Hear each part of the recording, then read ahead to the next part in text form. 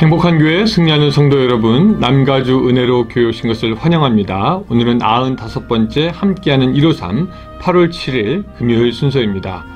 오늘도 좋은 아침입니다. 여러분, 요사이 들어서 부쩍 해가 짧아진 것을 느낍니다. 해가 짧아질수록 해가 늦게 뜨게 되는데 이럴 때일수록 침대와 이불의 유혹이 강해지는 것이 아닌가 생각합니다. 그래서 여러분, 아예 6시는 하나님께 드리는 시간으로 딱 정하시고 함께하는 153으로 여기서 만났으면 좋겠습니다.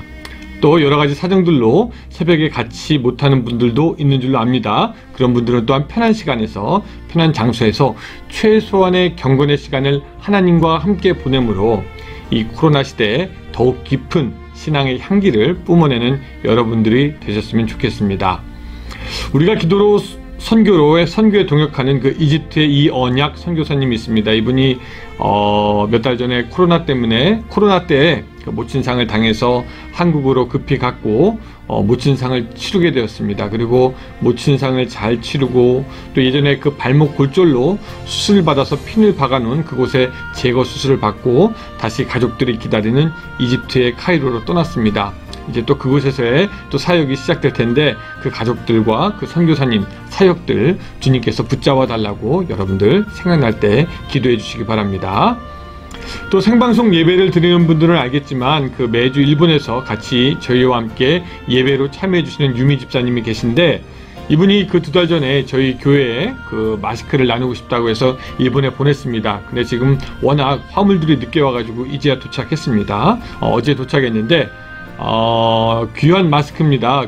뉴스로 알려진 아베 마스크가 아니라 더 좋은 마스크입니다. 여러분, 귀한 것을 나누는 아름다운 마음에 이 자리를 빌어서 감사드리고 또 여러분들 마스크 필요한 분들은 교회로 연락해 주시면 같이 나눌 수 있도록 하겠습니다. 멀리 계시지만 사실 이 153 시간에 같이 하는 분들이 점점 많아지고 있습니다. 우리 교회는 다니지 않지만 인터넷으로 꾸준히 예배에 참석하시는 분들, 우리 유미 집사님을 비롯해서 또 한국에 계신 분들, 또 동부에 계신 분들, 동남부에 계신 분들, 또 우리 가까이 있는 수원 밑에 모든 성도님들 이 아침에 안부전합니다. 하나님의 복이 여러분들과 함께 하시기를 바랍니다. 이 시간에 우리 같이 찬양하겠습니다. 네, 안녕하세요. 오늘도 153 기도에 오신 여러분들을 진심으로 환영하고 축복합니다. 오늘은 8월 7일 아침입니다. 이 시간에 골로새서 4장의 말씀으로 오늘 함께 말씀을 나누도록 하겠습니다. 오늘 본문은 골로새서 4장 6절에서부터 14절까지의 말씀입니다. 골로새서 4장 6절에서부터 14절까지의 말씀 우리 같이 한번 보도록 하겠습니다. 너희 말을 항상 은혜 가운데서 소금으로 마칠 냄과 같이 하라. 그리하면 각 사람에게 마땅히 대답할 것을 알리라. 두기고가 내 사정을 너희에게 알려주리니 그는 사랑받는 형제요 신실한 일꾼이요 주 안에서 함께 종이된 자니라. 내가 그를 특별히 너희에게 보내는 것은 너희로 우리 사정을 알게 하고 너희 마음을 위로하게 하려 함이라. 신실하고 사랑을 받는 형제 오네시모를 함께 보내노니 그는 너희에게서 온 사람이라. 그들이 여기 일을 다 너희에게 알려주리라. 나와 함께 갇힌 아리스다고와 바나바의 생질 마가와 이 마가에 대하여 너희가 명을 받았음에 그가 이르거든 영접하라. 유스도라 하는 예수도 너희에게 문안하느니라. 그들은 할레파이나 이들만은 하나님의 나라를 위하여 함께 역사하는 자들이니 이런 사람들이 나의 위로가 되었느니라.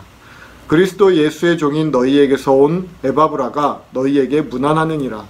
그가 항상 너희를 위하여 애써 기도하여 너희로 하나님의 모든 뜻 가운데서 완전하고 확신 있게 서기를 구하나니 그가 너희와 라오디게아에 있는 자들과 히에라볼리에 있는 자들을 위하여 많이 수고하는 것을 내가 증언하노라. 사랑을 받는 의사 누가와 또 데마가 너희에게 문안하느니라. 아멘. 오늘 골로새서 이제 4장을 보고 있는데 이 골로새서 4장에서 사도 바울은 오늘 우리에게 이렇게 권면을 합니다. 4장 2절에 보니까 이렇게 말씀하고 있습니다. 기도를 계속하고 기도에 감사함으로 깨어있으라. 이 4장을 시작하면서 우리에게 도전을 주고 있는데 뭐라고 도전을 주냐면 기도를 계속하고 기도에 감사함으로 깨어있으라고 우리에게 사도 바울은 도전을 하고 있습니다. 우리가 계속되는 이 코로나 사태로 인해서 많이 힘들고 어려운 시기에 놓여 있습니다. 모두들 공감하고 있겠지만 이 시기에 우리가 할 수 있는 거라고는 기도밖에 없는 것 같습니다. 그래도 감사한 것은 우리 교회 성도님들이 이 코로나 시기에 더욱더 열심히 기도하고 또 이렇게 새벽에 이 기도에 동참해서 함께 은혜를 나누고 있는 모습을 보면 너무나 이 목회자로서 감사하고 또한 기쁨을 감출 수가 없습니다. 그럼에도 불구하고 사도 바울은 오늘 우리에게 또다시 말씀하시는 것이 뭐냐면 기도를 계속하라는 것이죠. 기도의 고삐를 놓지 말고 끊임없이 기도하라고 말씀하고 있는 것입니다.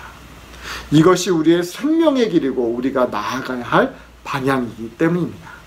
사랑하는 성도 여러분, 오늘 이제 또 아침에 이렇게 이 아침에 함께 모여서 또 기도를 하고 있는데 우리가 이 기도 시간에 지치지 말고 끝까지 함께 기도에 동참하고 더욱더 감사함으로 늘 깨어서 기도하는 우리 믿음의 동역자들, 우리 153 식구들이 되어지기를 간절히 축원하겠습니다.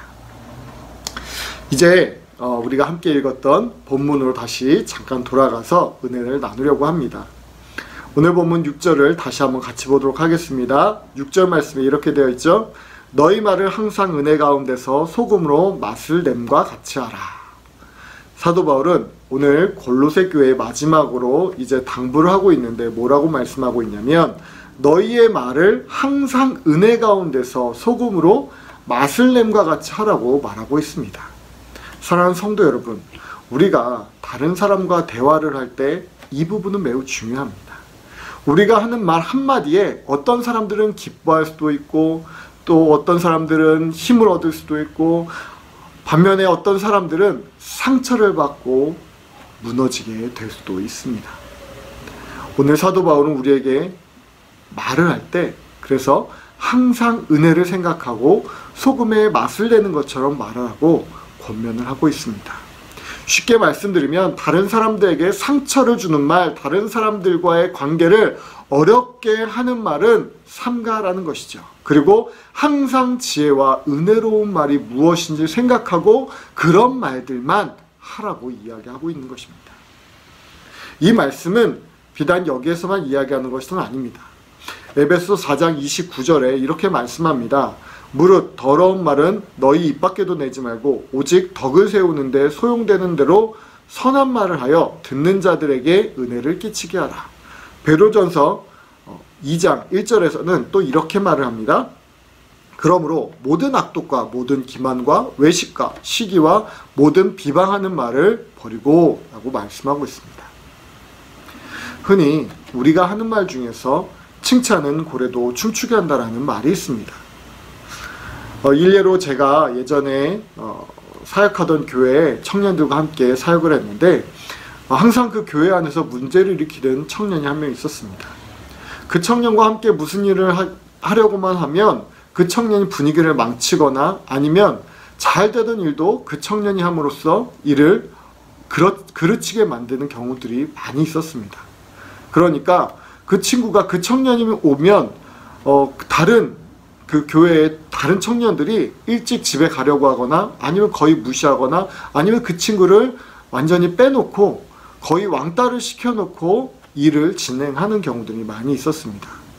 그런 상황 속에서 저조차도 그 친구를 무시하고 피했다고 한다면 어땠을까요? 아마 그 친구는 아주 쉽게 교회를 떠났을지도 모르겠습니다. 그런데 그때 저는 그 친구에게 늘 작은 일 하나에도 칭찬을 아끼지 않았고 실수를 할 때도 괜찮다고 끊임없이 격려를 해주었었습니다. 그렇게 몇 년을 함께 지냈는데 어느 날부터인가 그 친구가 변화가 되어지는 겁니다. 처음에는 자신이 항상 분위기를 망치거나 말거나 신경을 쓰지 않고 제멋대로였던 청년이었는데 제가 작은 일에도 칭찬을 해주고 격려해주고 힘을 주니까 점점 그가 자기가 실수하는 것들을 줄이려고 하고 분위기 망치려고 했던 것들을 조심하게 되고 그런 조금씩 변화되어지는 모습이 보여지고 또 냉소적이었던 태도에서 보다 더 적극적인 태도로 모든 일에 참여하려고 하는 모습을 보여주게 되는 것입니다. 제가 그 교회를 떠나고 몇 년이 지난 후에 다시 제가 그 교회를 방문한 적이 있었는데, 그 교회 방문했을 때 그 친구가 여전히 교회에서 봉사도 열심히 하고 이제는 교회에 어엿한 헌신된 일꾼으로 한 몫을 하고 있는 모습을 보니까 제 마음이 뿌듯했던 기억이 있었습니다. 우리가 다른 사람들에게 무심코 하는 말이지만 그 말 한마디로 인해서 마음이 상하거나 상처가 생기게 되면 그것을 회복하고 되돌리는 것은 쉽지 않습니다. 칭찬을 했을 때는 그 칭찬을 인해서 사람이 기분이 좋아지고 또 그 칭찬을 통해서 다른 사람이 자신감을 얻을 수도 있지만, 또 반면에 우리가 다른 사람을 험담하거나 깎아내리거나 다른 사람에게 면박을 주기 시작하고 그 사람을 깔아뭉개기 시작하면 그 한마디로 인해서 다른 사람은 영원히 자신감을 잃어버릴 수도 있고 영원히 하나님을 떠나게 되는 경우도 생길 수도 있는 것이죠. 그리고 또 다른 그리고 또 한 가지는 아무런 의미 없이 하는 말들도 다른 사람들에게 유익을 주지 못한다는 것입니다. 오늘 본문에서 소금과 같이 말을 하라라고 이야기를 하고 있죠. 우리가 소금하면 어떻습니까? 음식에 소금을 너무 많이 넣어도 문제가 있지만 음식에 너무 간을 하지 않아도 문제가 되어질 수 있습니다. 요즘은 일부러 건강을 생각해서 싱겁게 먹는 것이 유행이긴 하지만 싱거운 음식은 그만큼 맛이 없지 않습니까? 아무 의미 없이 하는 말도 다른 사람들에게 상처를 주는 말은 아니니까 괜찮을 것 같지만, 그럼에도 불구하고 사실상 이 무의미한 말들을 많이 하다 보면 다른 사람들에게 신뢰를 줄 수 없게 될 수도 있는 것입니다. 가끔은 어떤 사람들과 이야기를 하다 보면 하는 말에 대해서 신뢰가 가지 않을 때가 있습니다. 그러면 그 사람에 대한 말만 신뢰를 못하는 것이 아니라 행동도 신뢰가 가지 않게 되어지는 것이죠. 만약에 우리 믿는 자들 중에 이런 사람이 많다고 한다면 어떻겠습니까? 우리가 전하고자 하는 그리스도의 복음이 다른 믿지 않는 사람들에게 제대로 전달되어질 수 있을까요? 우리가 하는 말이나 행동에 대해서 다른 사람들이 그만큼 믿어줄까요? 그래서 우리가 할 수만 있으면 다른 사람들을 세우고 살리는 말만 해야 된다는 것입니다. 소금이 없으면 아무리 맛있어 보이는 음식도 맛이 없어지듯이 우리가 소금과 같은 은혜로운 말들로 우리 주변에 있는 사람들을 살리기 시작한다면 우리를 통해서 하나님의 나라는 이 땅에 임하게 될 줄로 믿습니다. 무의미한 말, 다른 사람에게 상처 주는 말, 이런 것은 하나님 나라와 하나님 영광에 조금도 도움이 되지 않는다는 사실 기억하시길 바라겠습니다. 그리고 오늘 본문 8절에서 14절까지를 보니까 사도 바울과 동역했던 동역자들의 이름들이 한 명 한 명 나열되고 있습니다. 그런데 자세히 살펴보면 사도 바울이 그들을 단순하게 나열하고 있지 않다는 것이죠. 그들을 향해서 은혜로운 소금과 같은 말들로 그들을 세워주고 있는 것을 우리는 볼 수 있습니다. 두기고에게는 신실한 일꾼, 오네시모에게는 신실하고 사랑받는 형제, 아리스다고와 마가 그리고 유스도라 하는 예수에게는 하나님의 나라를 위하여 함께 역사하는 자들, 그리고 에바브라에게는 그리스도 예수의 종, 그리고 마지막으로 사랑받는 의사 누가와 데마라고 그들을 세워주고 있는 사도 바울의 모습을 볼 수가 있습니다. 그냥 사도 바울은 너희가 이런 말을 써야 돼, 너희가 은혜로운 말, 너희가 소금과 같은 말을 써야만 해 라고 그걸로 끝나는 것이 아니라 이런 말을 해놓고 그 다음에 자신의 동역자들을 이야기하는데 그들을 소개하는데도 끊임없이 그들을 세워주고 격려해주고 칭찬해주는 말들로 그들을 소개하고 있는 것을 볼 수 있다는 것입니다. 그런데 여러분, 우리가 알고 있듯이 사도 바울과 바나바가 2차 선교여행에서 싸웠던 원인이 바로 마가였습니다.